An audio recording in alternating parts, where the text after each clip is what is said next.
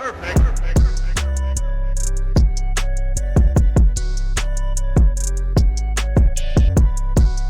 happening, gang? It's your boy Retro back again with another reaction video. Yeah.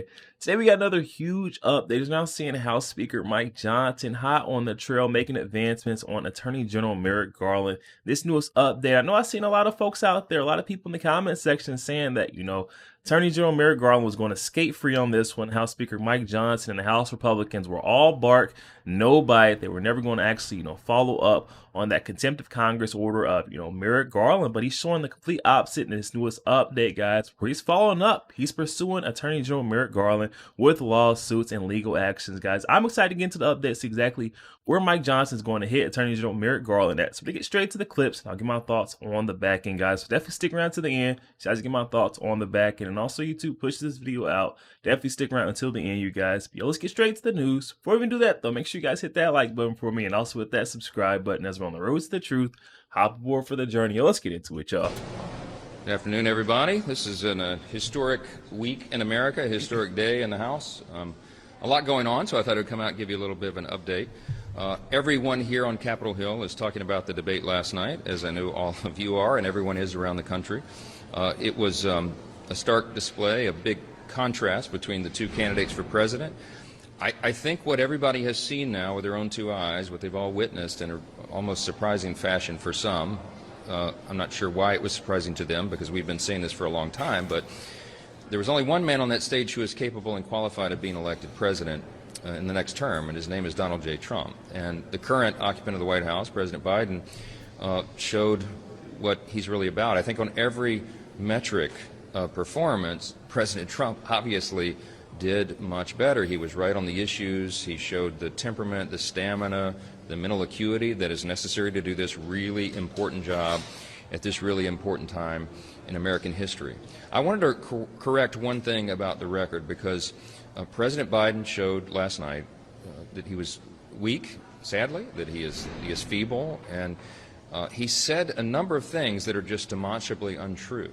One of the things that was the most staggering that we heard him say is that he claimed that on his watch we have not lost any American troops. The lives of no American troops have been lost as long as he's been president. Obviously that is not true. And I wanted to read 13 names by way of example that he seems to have forgotten already, which is really shocking and sad. But apparently he's already forgotten about the 13 American heroes who were lost with his disastrous withdrawal from Afghanistan. These are their names, Mr. President. These are their names.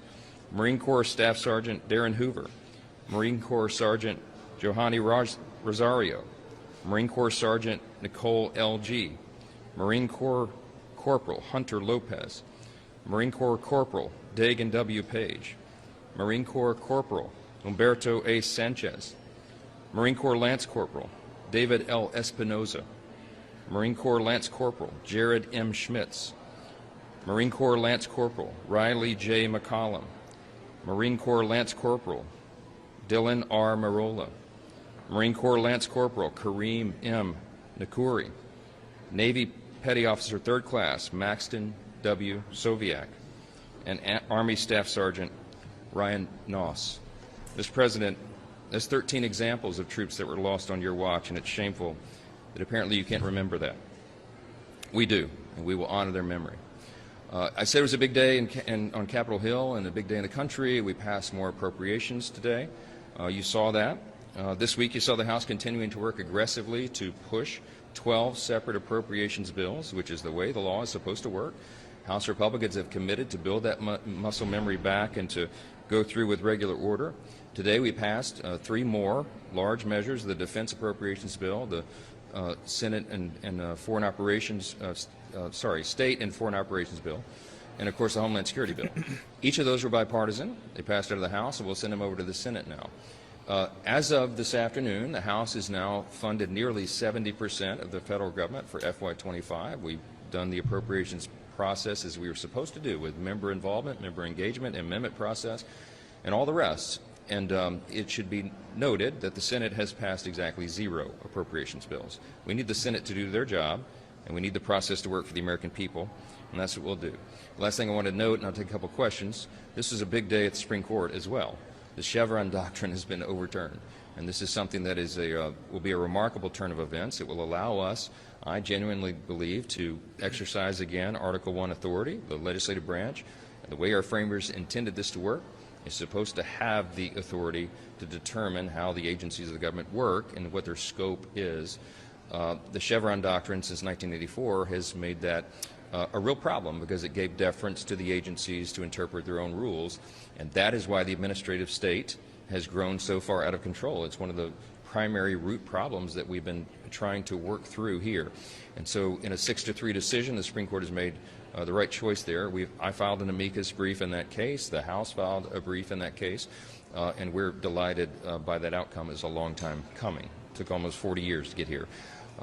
The other case that was handed down was the Fisher case today, also a 6-3 opinion, and the import of that is the decision says, effectively, the court agrees that a number of the defendants in the January 6th proceedings have been overcharged, and that is something that I also think many people have recognized for some time, and now the highest court in the land has declared that to be so. So a big day.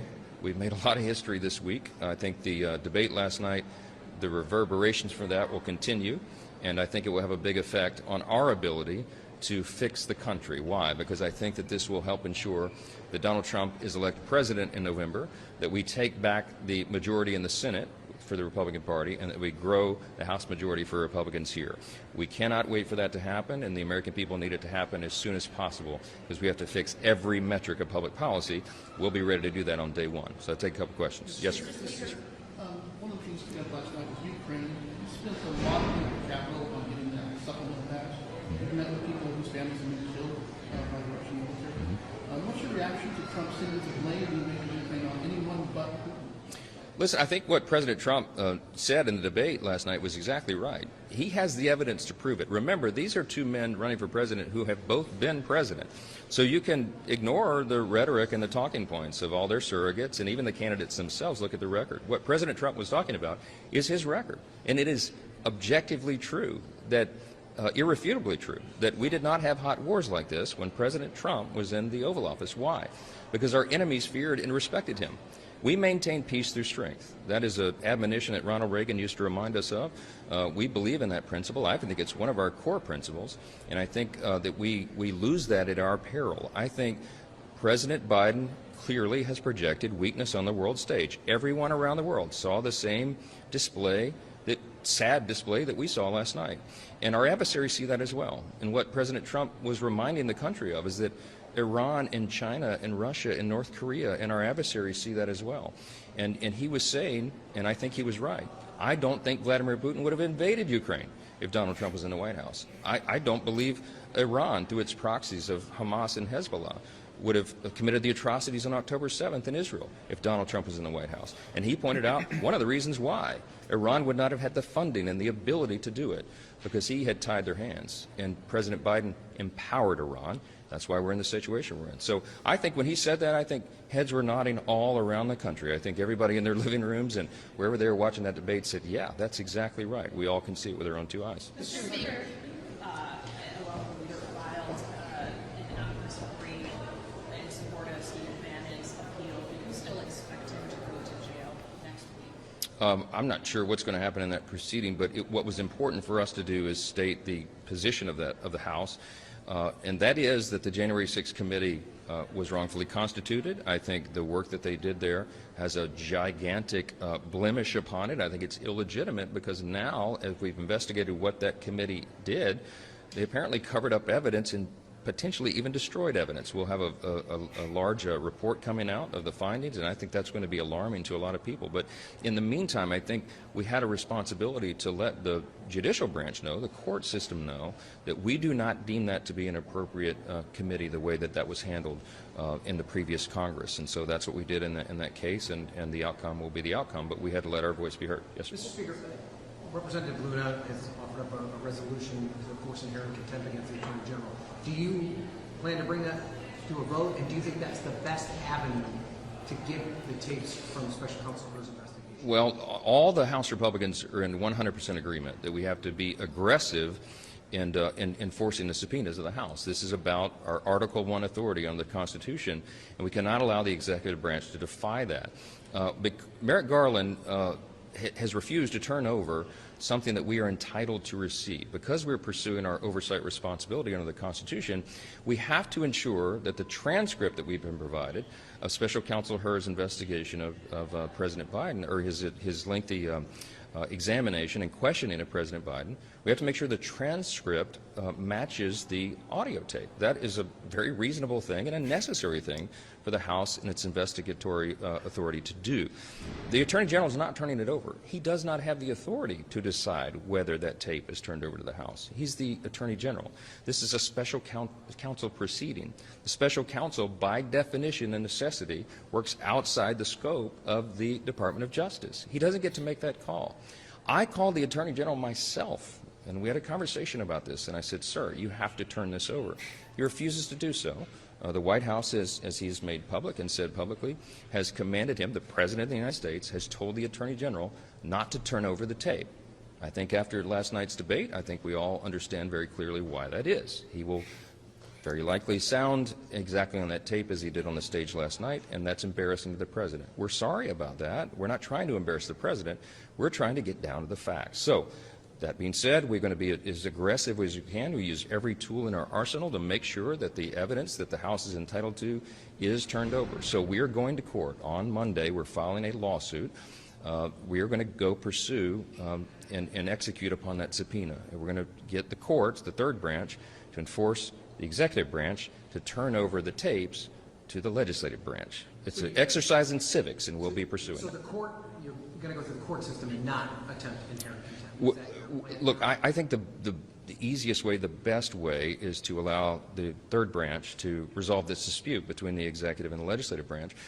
There may be other avenues that we can pursue, and we're looking into all that, but we're not committed to anything yet. What Anna, Paulina Luna, and I and all House Republicans agree upon is that we've got to use every tool in the toolbox here, so to speak, because this is very, very serious, a serious matter for the country, and we're going to do our duty here. Mr. Roy says that he's going to put forward a resolution to ask the Vice President to use the 25th Amendment power to have the cabinet remove President Biden in light of last night's debate. What do you think about that? Well, there's a lot of people asking about the 25th invoking the 25th Amendment right now because this is an alarming situation. As I mentioned, our adversaries see the weakness in this White House as we all do. I take no pleasure in saying that. I think this is a very dangerous situation. But, you know, unfortunately, it's not the House that gets to determine that. It's the cabinet under the Constitution, of course. It's the cabinet that makes that decision. I would ask the cabinet members to search their hearts. I think, you know, you've all been reporting all day long about the panic that has ensued in the Democratic Party. I would be panicking too if I were a Democrat today, and that was my nominee. I think they know they have a serious problem, but it's not just political. It's not just the Democratic Party. It's the entire country. We have a serious problem here because we have a president who, by all appearances, is not up to the task. And these are very dangerous times. This is a very serious moment in American history, and it needs to be regarded and handled as such. And we hope that they will do their duty, as we all seek to do our duty, to do best by the American people. These are fateful moments. First, Yeah. you think that he should invoke this and remove him? If I were in a cabinet, in the Biden administration right now, in a cabinet, I would be having that discussion with my colleagues at the cabinet level. I would, and I think many of them, I think in their heart of hearts, they understand exactly what we do. They see exactly what we do, and we'll see what action they take. It's a serious situation. Thank you all so much. Yo, there we have it, guys. Coming from our House Speaker, Mike Johnson. It sounds like the buck does not stop here. Like everyone was speculating. We're saying, you know, the House Republicans, Mike Johnson, they had, you know, no game behind their talk. They weren't going to follow up or pursue Merrick Garland. You know, he's holding back after all the subpoenas, try to get those Robert Hur tapes, the recordings of Joe Biden's interview. And of course, we see Merrick Garland refusing to turn them over every single time. We even got House Speaker Mike Johnson stating that he's called and reached out to the Attorney General multiple times over the phone on a one-on-one. He's just, you know, simply flat out refusing, and that's not up to the Attorney General, whether or not, you know, he can turn over the evidence. The Oversight Committee is entitled to this information. Attorney General Merrick Garland is going to find himself in a world of trouble. As we're now seeing House Speaker Mike Johnson saying the House Republicans are not going to stop here. He's not stopping there. They're going to, you know, get to the bottom of this. Very clear and obvious that, you know, there is something on that tapes that Biden administration, Attorney General Merrick Garland was said not to release. by any means necessary. And Attorney General Merrick Garland is going to, great lengths to try to cover this one up. Speaker Mike Johnson and the House Republicans are now ever so interested in those tapes, guys, the recordings, to see if they match up with the transcripts that was provided. Attorney General Merrick Garland keeps trying to argue the fact that transcript should be enough. This is proof.